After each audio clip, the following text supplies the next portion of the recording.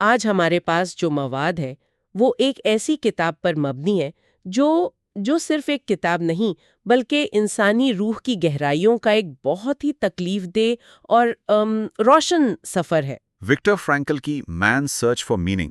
جی، یہ ایک ماہر نفسیات کی آپ بیتی ہے جس نے نازی عقوبتی کیمپوں میں 3 سال گزارے، ایک ایسی جگہ جہاں ہر لمحہ موت کا سایہ منڈلاتا تھا۔ اور اس کتاب کی جو سب سے غیر معمولی بات ہے نا، وہ اس کا دوہرا کردار ہے۔ مطلب پہلا حصہ تو آؤشوِٹز جیسے کیمپوں میں ان کے ذاتی تجربات کی دل دہلانے والی داستان ہے، جہاں انسانیت کی تذلیل کی انتہا کر دی گئی تھی۔ بالکل۔ اور پھر دوسرا حصہ ہے جو انہی تجربات کی آگ سے ایک پورا نفسیاتی نظریہ کشید کرتا ہے، جسے وہ لوگو تھراپی کہتے ہیں۔ اچھا، لوگو تھراپی؟ یہ یونانی لفظ لوگوس سے نکلا ہے جس کا مطلب ہے مانی۔ جی، یعنی مانی کے ذریعے علاج۔ تو آج کی ہماری گفتگو کا مقصد یہی سمجھنا ہے کہ انسان بدترین ناقابل تصور حالات میں بھی زندگی کا مقصد اور معنی کیسے تلاش کر سکتا ہے۔ اور فرینکل کا ایک بنیادی سوال تھا جو وہ اپنے مریضوں سے پوچھتے تھے، آپ خودکشی کیوں نہیں کرتے؟ جی، یہ ایک چونکا دینے والا سوال ہے، لیکن ان کے نزدیک اسی سوال کے جواب میں علاج کا راستہ چھپا تھا۔ اور یہ سوال صرف ان کے مریضوں کے لیے نہیں تھا، ہے نا؟ یہ ان کی اپنی زندگی کا بھی محور بن گیا تھا۔ بالکل، ایک بہت ہی ذاتی اور طاقتور واقعہ ہے کہ جب انہیں امریکہ کا ویزا ملا تو ان کے پاس نازی جرمنی سے فرار کا ایک سنہری موقع تھا، وہ جا سکتے تھے۔ لیکن وہ رک گئے، اپنے بوڑھے والدین کے ساتھ رہنے کا فیصلہ کیا۔ جی، اور اس فیصلے کی وجہ سنگ مرمر کا ایک چھوٹا سا ٹکڑا تھا جو ان کے والد کو ایک جلے ہوئے سناگوگ کے ملبے سے ملا تھا۔ اس پر کیا لکھا تھا؟ اس پر 10 احکامات میں سے ایک کا حصہ تھا، اپنے والد اور والدہ کی عزت کرو۔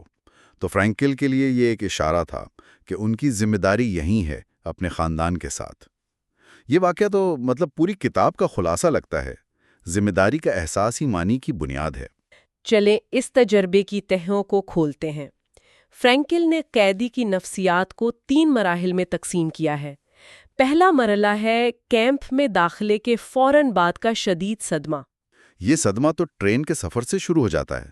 1500 لوگ، کئی دن اور راتیں ایک مال گاڑی کے ڈبے میں، جہاں بمشکل 80 لوگوں کی گنجائش تھی۔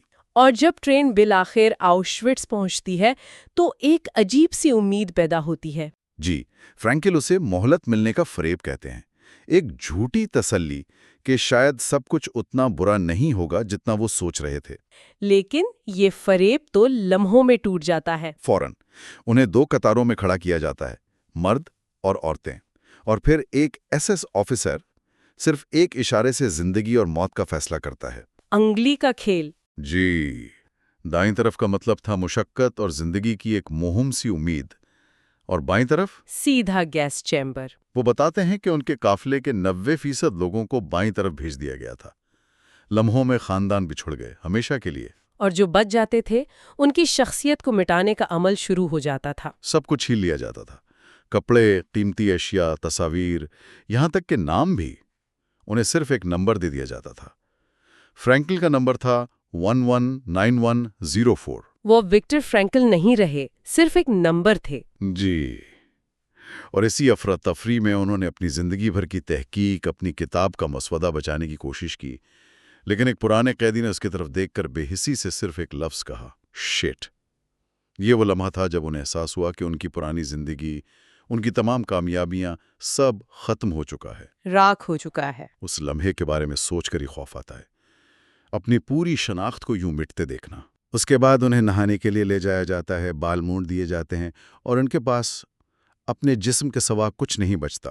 لیکن حیرت انگیز طور پر فرینکل لکھتے ہیں کہ اسی لمحے میں ایک عجیب سی بے رحم حس مزاح اور تجسس پیدا ہوتا ہے۔ اچھا، کس قسم کا تجسس؟ وہ سوچتے ہیں، چلو دیکھتے ہیں اب آگے کیا ہوتا ہے۔ یہ تجسس پھر حیرت میں بدل جاتا ہے نا، جب وہ دیکھتے ہیں کہ وہ اتنی شدت، سردی، بھوک اور نیند کی کمی کیسے برداشت کر رہے ہیں۔ بالکل، انہیں احساس ہوتا ہے کہ درسی کتابیں جھوٹ بولتی ہیں، انسانی جسم اور ذہن کی برداشت کی صلاحیت اس کی اپنی سوچ سے کہیں زیادہ ہے۔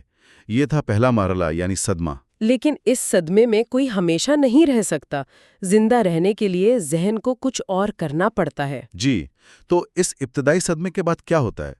انسان روزمرہ کی اس ہولناکی کا عادی کیسے ہوتا ہے؟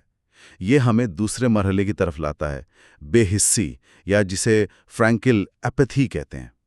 یہ ایک طرح کی جذباتی موت ہے، ایک نفسیاتی خول جو قیدی اپنے گرد چڑھا لیتا ہے تاکہ وہ زندہ رہ سکے۔ یعنی جب آپ روز اپنے ساتھیوں کو مرتے ہوئے، مار کھاتے ہوئے دیکھتے ہیں تو آپ ہر واقعے پر صدمے کا رد عمل نہیں دے سکتے۔ نہیں دے سکتے، آپ کے جذبات بھوترے ہو جاتے ہیں۔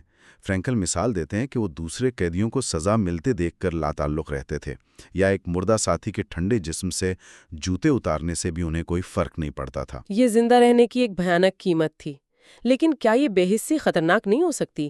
کیا یہ اس مقام تک نہیں لے جا سکتی جہاں انسان جینے کی امید ہی چھوڑ دے؟ بالکل، اور یہی سب سے بڑا خطرہ تھا، اور یہی فرینکل کی بصیرت سب سے گہری ہو جاتی ہے۔ وہ کہتے ہیں کہ جب بیرونی دنیا مکمل طور پر ختم ہو جائے تو انسان اپنی اندرونی دنیا میں پناہ لیتا ہے، اپنی ذہنی اور روحانی زندگی کو مضبوط کرتا ہے۔ جی، اس کے لیے انہوں نے 3 اہم سہاروں کا ذکر کیا ہے۔ کون سے 3 سہارے؟ پہلا اور سب سے طاقتور سہارا تھا محبت۔ وہ برفانی راستوں پر میلوں پیدل مارچ کرتے ہوئے اپنی بیوی کے تصور سے باتیں کرتے تھے، ان کی مسکراہٹ، ان کی آواز کو یاد کرتے تھے۔ اور اسی لمحے انہیں یہ ادراک ہوا کہ انسان کی نجات محبت کے ذریعے اور محبت میں ہے۔ جی، اور یہ بھی کہ محبت انسان کے جسمانی وجود سے ماورا ہے، چاہے ان کی بیوی زندہ ہوں یا نہیں، ان کی محبت کی طاقت حقیقی تھی اور انہیں زندہ رکھے ہوئے تھی۔ یہ ایک ناقابل یقین بات ہے کہ کوئی اس اذیت میں سے گزرتے ہوئے اس نتیجے پر پہنچ سکتا ہے۔ یہ صرف ایک رومانوی خیال نہیں بلکہ بقا کا ایک حقیقی ذریعہ بن گیا تھا۔ دوسرا سہارا تھا فطرت اور فن۔ کام سے واپسی پر غروب آفتاب کا ایک منظر انہیں بے پناہ سکون دیتا تھا۔ ایک قیدی نے آسمان کی خوبصورتی دیکھ کر کہا تھا، دنیا کتنی خوبصورت ہو سکتی تھی۔ ان چھوٹے چھوٹے لمحوں میں وہ اپنی انسانیت کو دوبارہ محسوس کرتے تھے۔ اور تیسرا ہتھیار تھا مزاح۔ فرینکل اسے روح کا ہتھیار کہتے ہیں، یعنی فاصلہ پیدا کرنے کی صلاحیت۔ قیدی آپس میں مستقبل کے بارے میں مزاحیہ کہانیاں گڑھتے تھے۔ جیسے رہائی کے بعد کسی دعوت میں میزبان سے کہیں گے کہ عادت کے مطابق پیالے کی تہہ سے سوپ نکال کر دو۔ ہاں بالکل، یہ سب چیزیں انہیں زندہ رہنے کی وجہ دیتی تھیں۔ اور یہی نیچے کا وہ مشہور قول آتا ہے جو اس کتاب کا مرکزی خیال ہے، جس کے پاس جینے کی کوئی وجہ ہو وہ تقریباً ہر کیسے کو برداشت کر سکتا ہے۔ یہی کیمپ میں زندہ بچ جانے والوں کا راز تھا۔ انہوں نے مستقبل میں کسی مقصد کو، کسی پیارے شخص کو یا کسی ادھورے کام کو اپنی زندگی کا مرکز بنا لیا تھا۔ یہی امید ان کی ڈھال تھی۔ جن لوگوں نے امید چھوڑ دی، جن کا کوئی کیوں نہیں بچا، وہ جسمانی اور ذہنی طور پر بہت جلد ٹوٹ گئے۔ تو یہ تھی کیمپ کے اندر کی نفسیات۔ لیکن فرینکل کی کہانی رہائی پر ختم نہیں ہوتی۔ قیدی کی نفسیات کا تیسرا مرحلہ، آزادی کا تجربہ کیسا تھا؟ کیا وہ ویسی ہی خوشی کا لمحہ تھا جس کا سب خواب دیکھتے تھے؟ یہی تو اس کتاب کا سب سے حیران کن حصہ ہے۔ حقیقت خواب سے بہت مختلف تھی۔ جب کیمپ کے گیٹ کھلے اور وہ آزاد ہوئے تو انہیں خوشی کا احساس ہی نہیں ہوا۔ اچھا، یہ تو بہت عجیب بات ہے۔ وہ کئی دن تک صرف چلتے رہے، کھیتوں سے گزرتے رہے، لیکن اندر سے خالی تھے۔ فرینکل اسے ڈی پرسنلائزیشن کہتے ہیں، یعنی اپنے آپ سے لاتعلقی کا احساس۔ ایسا لگتا تھا جیسے یہ سب کچھ حقیقت نہیں، کوئی خواب ہے۔ جس لمحے کا برسوں انتظار کیا وہ آیا تو کوئی احساس ہی نہیں۔ اس کی وجہ کیا تھی؟ وجہ یہ تھی کہ اتنے سالوں کے شدید ذہنی دباؤ کے بعد انسانی نفسیات اتنی جلدی نارمل نہیں ہو سکتی۔ خوشی محسوس کرنے کی صلاحیت بھی ختم ہو چکی تھی۔ اسے واپس آنے میں وقت لگا۔ جی، لیکن آزادی کے ساتھ 2 اور بڑے خطرات بھی تھے۔ پہلا تھا تلخی۔ یہ دیکھ کر غصہ آتا تھا کہ باہر کی دنیا میں لوگ کتنی لاتعلقی سے اپنی زندگی گزار رہے تھے، جیسے کچھ ہوا ہی نہیں۔ اور دوسرا اور سب سے بڑا خطرہ تھا مایوسی۔ ہاں، جب قیدی اپنے گھروں کو لوٹے تو انہیں وہاں کوئی نہیں ملا۔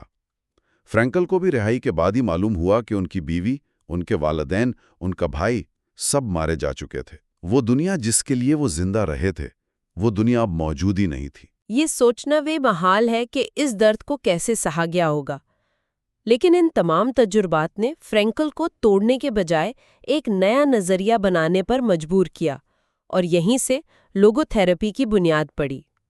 یہ نظریہ ہے کیا اصل میں؟ لوگوتھراپی کو فرائیڈ اور ایڈلر کے بعد نفسیاتی علاج کا تیسرا ویانا اسکول بھی کہا جاتا ہے۔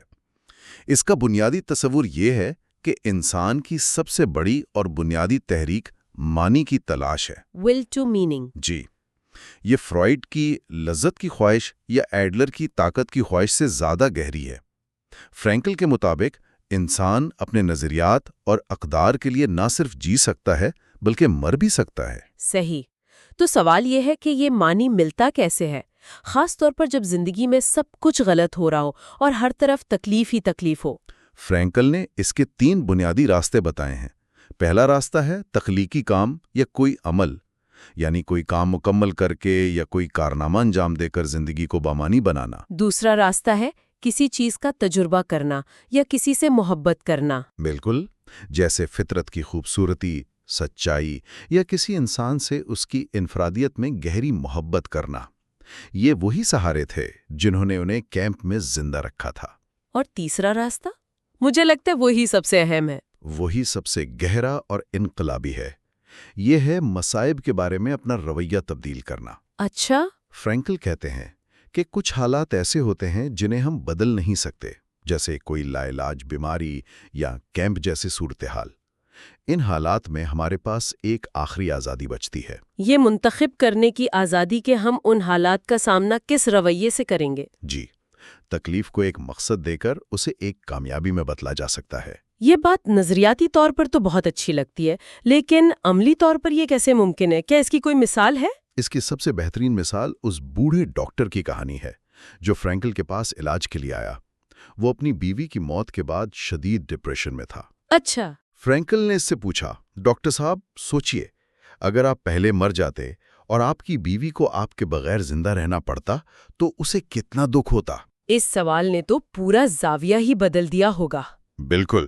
ڈاکٹر نے ایک لمحے کے لیے سوچا اور کہا، اوہ، اس کے لیے تو یہ ناقابل برداشت ہوتا۔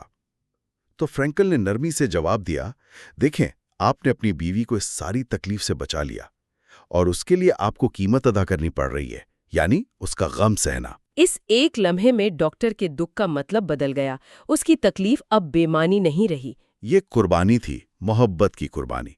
فرینکل کہتے ہیں، تکلیف اس وقت تکلیف نہیں رہتی جب اسے ایک معنی مل جائے۔ یہ ڈاکٹر والی کہانی تو ذہن میں چپک کر رہ گئی ہے۔ ایک سوال نے اس کے پورے دکھ کو ایک مقصد دے دیا۔ یہ واقعی حیران کن ہے۔ یہ ہمیں لوگو تھراپی کے آخری اور شاید سب سے اہم اصول کی طرف لاتا ہے، جو کہ زندگی کی ذمہ داری کا احساس ہے۔ جی، فرینکل کا کہنا ہے کہ ہمیں زندگی سے یہ نہیں پوچھنا چاہیے کہ اس کا کیا مطلب ہے، بلکہ ہمیں یہ سمجھنا چاہیے کہ زندگی ہم سے ہر لمحہ سوال کر رہی ہے۔ اور ہمارا جواب باتوں سے نہیں، بلکہ ہمارے صحیح عمل اور صحیح طرز عمل سے ہونا چاہیے۔